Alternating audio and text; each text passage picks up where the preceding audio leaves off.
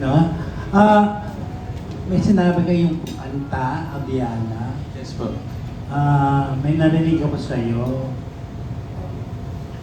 Para bang gusto mo ipagsigawan yung pagmamahal mo doon, ni Abiana. Totoo ba yun? Ay, yung kay Aviana po is po yung character po sa libro. Hindi naman kay Bea. Yung character po sa libro po yung, kaya po yung title Aviana. Ano yung masisigaw yung pagmamahal mo? Hindi ko po, true song lang po talaga yung way ko of expressing my feelings po. Kaya po nasulat ko po yung Aviana. Okay. Na-express mo naman yung feelings mo. Yes po, na-express ko naman po. Kaya ikaw ang noon, ngayon, at sa habang buhay yung lyrics ng Aviana. Kikita ba namin si Bea sa concert? Hindi ko po alam. Tignan po natin. Hindi po ako sure pa kasi wala pa po talagang framework yung pinaka-concert, sir. So, Wala pa. opo. Pumimitingan pa lang po namin po mamaya. So, yun lang. Sold out na agad, ha?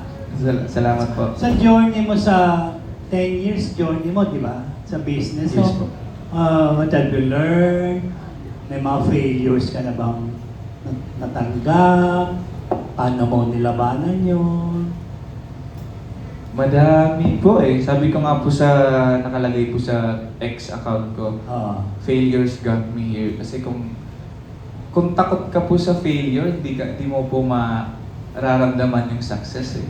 Kung takot ka, dun pala sa failure, takot ka na, hindi mo maaabot yung success success sa buhay. Kasi yung failure kasi yun yung parang nagmo-mold sa'yo, yung mismong personality mo. And I must say, life may be hard sa akin, pinagdaanan ko sa showbiz, pero proud po ako na yun po yung nag-mold po sa akin ngayon. Kung paano po ako, yung work ethics ko pagdating sa mga taping, sa yung mismong pagmamahal ko sa craft ko, pagiging grateful ko sa bawat trabaho binibigay sa akin na hindi pa ako nagbibigay ng half-baked na performance for everyone.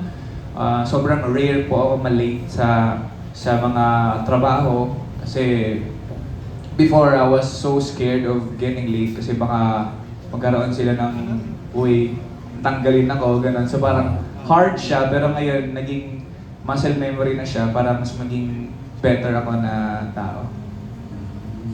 Very good. Makikita kaya naman yung reunion ninyo, yung hashtag dito sa... May plano ka ba rito, Wilbert? Hoping po na pagbibigyan po nila ako. Yan po yung sana yung goal ko na kasi kasama po talaga sila, part sila ng journey ko po eh. Ilang taon din po, nasa mga 3 years po kaming araw-araw na magkasama. And I'm so grateful po sa hashtag, sa Showtime, sa ABS for giving me the opportunity na opening the doors for me. Kasi kung hindi dahil dun sa opportunity yung wala pa ako sa kung nasan mo po ako ngayon. What's so special about Vice Ganda? Bakit ka na-involved doon? May intrigang gano'n? Ano po eh, si Vice po kasi siya po yung parang nanay-nanayan po namin sa hashtag. Okay. And dati po, nakikita na ni Vice yung potential ko as a singer nung wala pa masyadong naniniwala. Kasi sa Showtime po, lagi niyang pinapasample. Oy, Wilbur, sample ka naman para marinig nila yung boses mo. Ganun. Kasi pag lumalabas po kami dati sa mga pinapakanta niya po ako sa mga gigs. Like, she's so proud na parang talented to, parang gano'n, na magaling to kumanta. Tapos may tumatak po sa akin one time dun sa bahay niya na nagpe-play siya ng parang mahjong with her friends, gano'n. Tapos parang, wala ako doon. Tapos narinig ko lang nang dumaan ako, tapos hindi niya nakita. Parang sabi niya, parang pinagmamayabangin ko na yun, si Wilbur, magaling ang kumanta. Grabe yan, nagsusulat ka ng kanta, tapos nagsusulat pa yun ng mga libro. Pero alam mo ba yung talagang nararamdam ko po na she's genuinely happy sa akin at naniniwala po siya sa akin talaga. Sa concert mo, sinong gusto mo makita nanonood sa'yo, bukod sa fans mo? At yung ticket buyers? Siyempre po yung Showtime family sana. Okay. And yung family ko sa Davao at may mga key people po ako na tumulong sa akin na gusto kong naniwala sa akin from the start. Like si Sir Philip Rojas, kung kilala niyo po, kay Tito Boy dati. Siya po yung discover ko. Like si Sir George, Di Mafil is yung isa sa mga nag-trade din po sa akin sa ano, tapos yung producer ko po dati ng mga songs ko, yung mga tao po na naniniwala po sa akin ng time na wala po masyadong naniniwala. Okay, good luck and congratulations. There you have it. Maraming salamat po, Sir June. Wow, I'm sure Meme Vice is very, very proud of you. Ayun, diba? So next, let's have from Rider PH, Jojo Panaligan. Hi, sir. Hi. Hello po. Hi Wilbert, congrats. Gusto ko yung title ng concert mo. Naintindihan ko naman na kaya written Wilbert Ross 10 years, ano, pero may para sa akin parang pag sinulat mo kasi yung isang bagay, parang mas nagkakatotoo, mas lumalakas na mamanifest. And it is said, di ba, ang buhay mo nakasulat na even before you were born. So do you think this is destiny for you? Siguro po. Kasi nangyari din po talaga siya after all Written, yung mismong written nga po, talagang sakto na 10 years from the moment na lumabas ako sa TV as a contestant ng Tawag ng Tanghalan. Yun po yung first ko kasi na appearance. And na-happy din po ako na ngayon siya nangyari, 20 songs na po yung na-release ko.